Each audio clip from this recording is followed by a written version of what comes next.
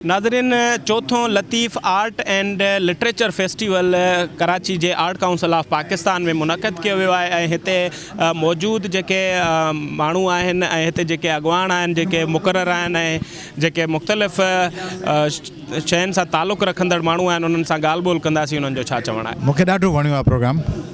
चाहे ॻाल्हियुनि जी लेवल हुई, अंडरस्टैंडिंग हुई, सम्झ हुई, गुफ़्तगू जो जेको अंदाज़ हो उन मूंखे ॾाढो मुतासिर कयो आहे। लतीफ़ साईं असांजी निजात आहे, असांजो छुटकारो आहे। ऐं सिराज इंस्टीट्यूट खे मुबारकबाद थो ॾियां त हुन हेॾो सुठो प्रोग्राम कयो आहे। दर हक़ीक़त लतीफ़ साईं खे पाण ॻोठनि में खणी वञूं, उते अहिड़ा उन्हनि खे तजवीज़ ॾिनी आहे त कंदकोट में, शिकारपुर में, जेकबाबाद में, घोटकी में, लाड़काणे में, खैरपुर में इन क़िस्म जा प्रोग्राम थियनि।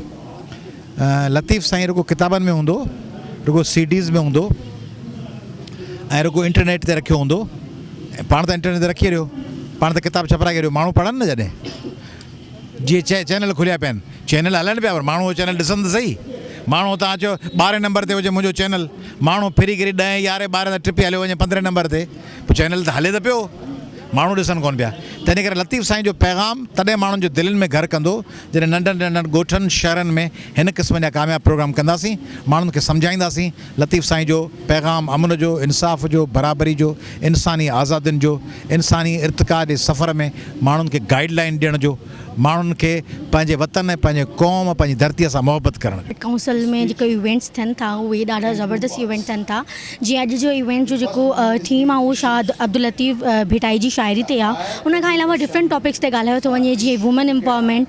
ऐं मां इहो ई चवणु चाहींदमि कि अहिड़ा जेके प्रोग्राम्स आहिनि उहे असांजी सिंध धरती ते थींदा रहनि, सिर्फ़ु कराची में न, ॿियनि शहरनि में बि थींदा रहनि, ताकी असांजी जेकी न्यू जनरेशन आहे उनखे इहा ख़बर पए कि शाह अब्दुल लतीफ़ भिटाई हिकु बहितरीनु शाइर हुयो ऐं उहो हिकु धरती जो शाइर हुयो।